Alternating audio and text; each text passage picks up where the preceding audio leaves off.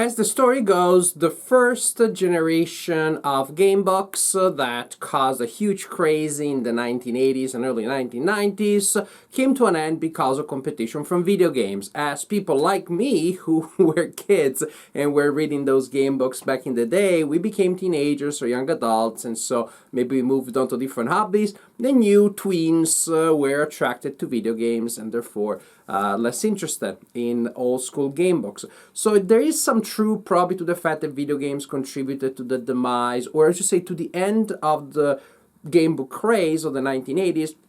Yet the relationship between game books and video games is a very interesting one, especially when it comes to the 21st century, where now you have some of the very same people who used to love game books in the 1980s who are adult readers, such as myself, or adult writers and designers, and now we're okay with video games, and so you have some game books that borrow ideas from video games. Of all the ones that do that, the DestinyQuest series is probably the one that does it most explicitly at a deeper level and really tries to give you the sense of an adventure fantasy video game in game book format. I read and reviewed the first 3 books of the series a couple of years ago, so you can watch my video in which I give you an overview of those. In this video, I'm gonna tell you a little bit about the fourth volume, The Raiders of Dune Sea.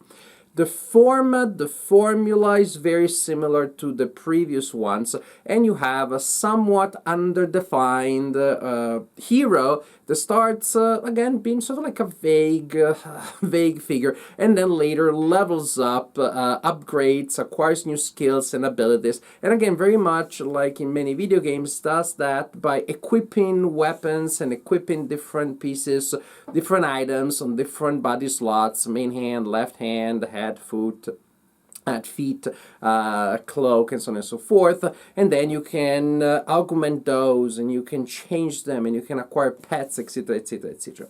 Again, so many ideas reminiscent of video games, including the fact that in this book, when you die in combat, you immediately respawn right at the beginning of combat. Only your consumables are gone, and you can try again. So that's one examples there. Narratively, the book is structured as an open world quest, and air quotes are due to the fact that it's open world, but if you go around too much, just like exploring things because they look cool, you're gonna get slaughtered, and so you're gonna go back and do your quests in order. Meaning this book, like other books in the same system, is divided into different acts. So here we have 2, each is connected to a map, and as you can see, there are points of interest connected to symbols and numbers. So you're free to travel on the map of Act 1, and at some point you will unlock Act 2, which works structurally exactly the same. You navigate the map and you choose the point of interest. And again, the quests are coded by color and symbol, telling you how hard they are. And so the green quests are the easiest ones, and then there are other quests that are a little harder, and so on and so forth, until you reach the boss for the first act and for the final.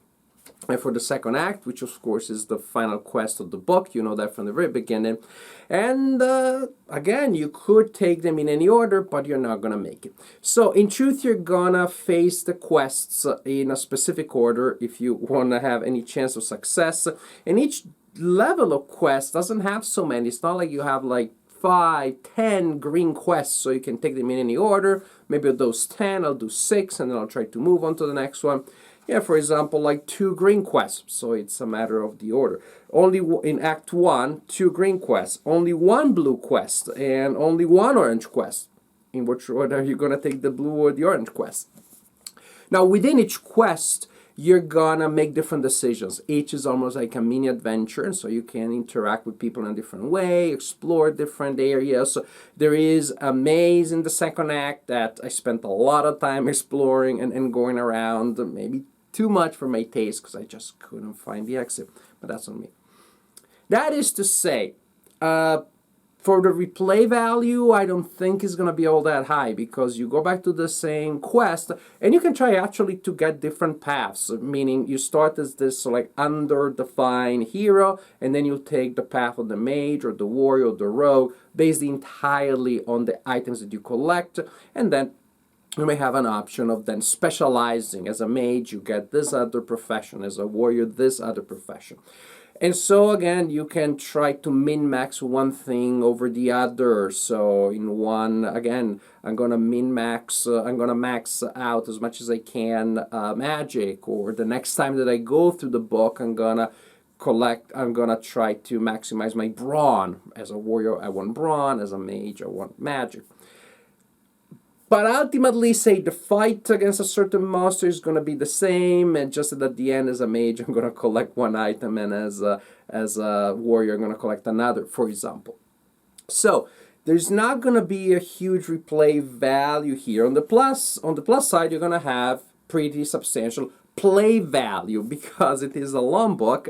You have more than 800 number sections, so there's quite a bit to explore, and also combat works the way I guess combat should work in game books, meaning it's full of interesting decisions. It takes longer to resolve than most of the combats in game books, but it's also a lot more satisfying, a lot more tactical. And I'll say just very simply in as many words, the DestinyQuest system has the most fun combat system that I ever encountered in any game book. That's it.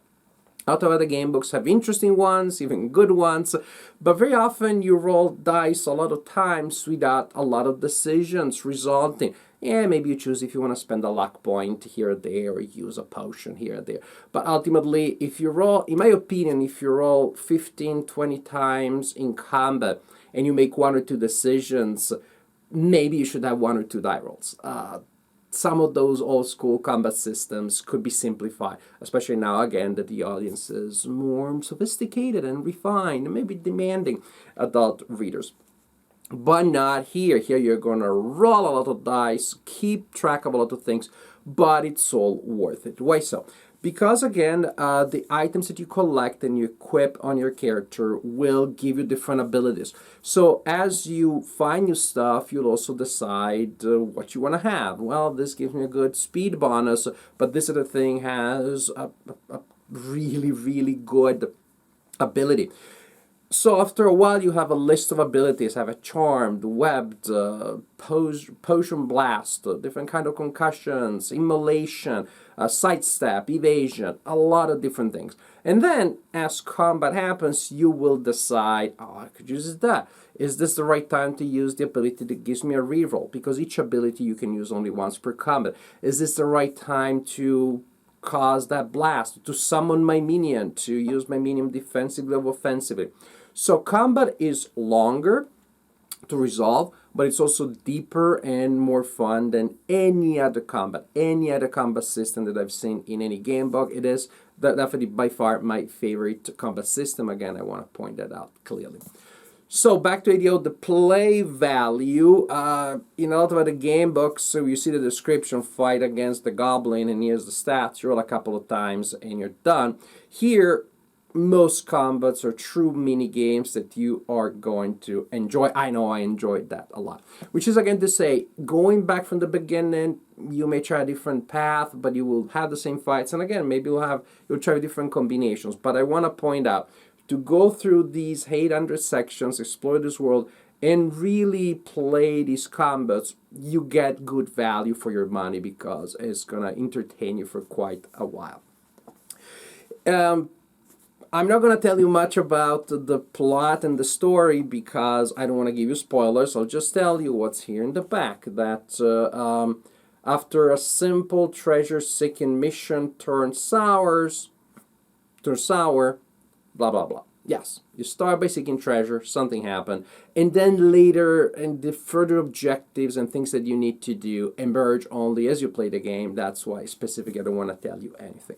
So, the prose is pretty good. The prose is, again, I would say it's above average when it comes to game books. There is definitely a joy for the language, for the scene, for certain sensorial depth, for the things that the protagonist sees and experiences.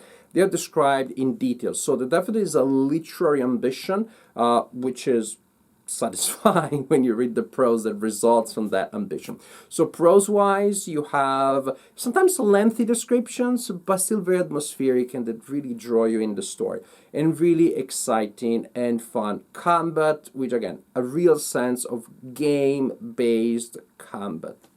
This being said, if you watch my previous video for the other games in the system, or if you read the previous books, you may find that what I'm saying is very similar. Maybe this is one limitation, at least for some readers, that I didn't spot. Mind you, I haven't played the other ones in a while, but I didn't spot any major difference that jumped out of the, oh man, this really works different feel, different flow.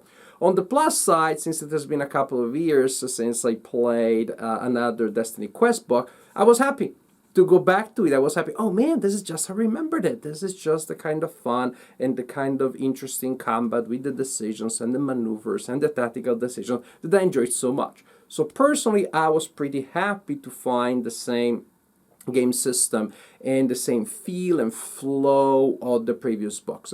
Had I read this like right after the third one, jumping straight into the fourth one, maybe I would have found a little more repetitive. So I don't know, maybe do like I did, let some time pass in between these books, because again, there is a very strong family resemblance, but the general idea is very good. Each time it is implemented very well. Here you have a different setting, and really to me the biggest thing that changes from book to book is the setting. Here it's hot and there are a lot of dunes and a lot of fire-based elements. I'm not gonna tell you more than that. So the setting changes, the game system is the same, but it's very good. The writing is like you expected from the previous books, but that also is very good. So if you like the DestinyQuest system, this is definitely a worthy addition to that line.